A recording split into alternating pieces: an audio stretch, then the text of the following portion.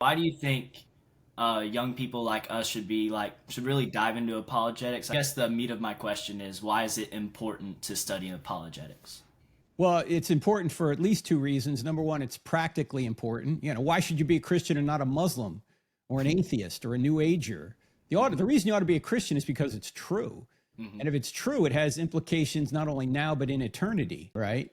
And the second reason is even if you just take a casual look at the Bible, it says in many different places you ought to get reasons for what you believe. You ought to just not believe blindly. Always be ready to give an answer for the hope that you have, said Peter.